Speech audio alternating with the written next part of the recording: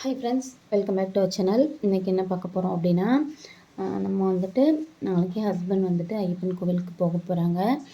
So அதுக்காக தேங்காய் preparation பண்ண போகிறோம். நான் வந்துட்டு இது பண்ணிட்டேன். ஸோ ஈஸியாக எப்படி அதை ஸ்க்ராப் பண்ணுறது அப்படின்னு பார்க்க போகிறோம். நான் உங்களுக்கு வந்துட்டு வேறு தேங்காவில் காட்டுறேன். ரொம்ப சிம்பிள்.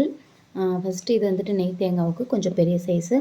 இது வந்துட்டு போகும்போது உடைக்க, வரும்போது உடைக்க, அப்புறம் அங்கே கோவிலில் உடைக்க அப்படின்னு சொல்லிட்டு இது வரைக்கும் வந்துட்டு 4 தேங்காய் பண்ணியிருக்கேன். மொத்தம் 7 தேங்காய். இதை வந்துட்டு இந்த மாதிரி ஸ்க்ரப் பண்ணி நல்லா தண்ணியில் வாஷ் பண்ணிவிட்டு அதுக்கப்புறம் நல்லா மஞ்சள் குழச்சி நாளைக்கு போகணும் அப்படின்னா இன்றைக்கே ப்ரிப்பேர் பண்ணி வச்சிடணும். இல்லைனா பையிலலாம் மஞ்சள் ஒட்டும். ஸோ காய வச்சிடணும். அதுக்காக தான் இப்போவே ஸ்டார்ட் பண்ணிட்டேன்.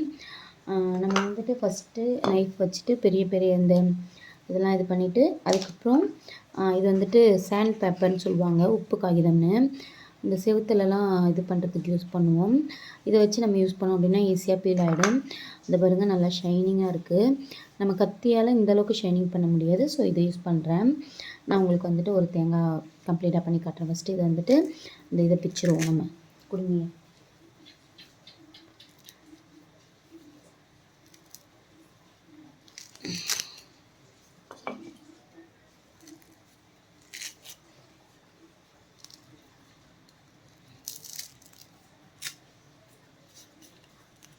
குடுமி பிச்சிட்டோம்.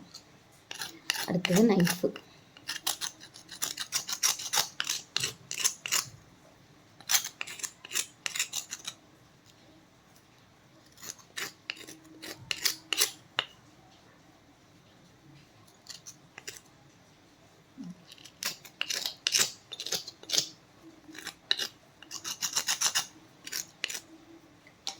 கொஞ்சம் பெரிய இதெல்லாம் நைஃபால் இது பண்ணிட்டு இப்போ வச்சு கடகடன்னு தேய்ச்சோம் அப்படின்னா ரொம்ப சிம்பிளாக பாருங்க, ஷைன் ஆகுதா?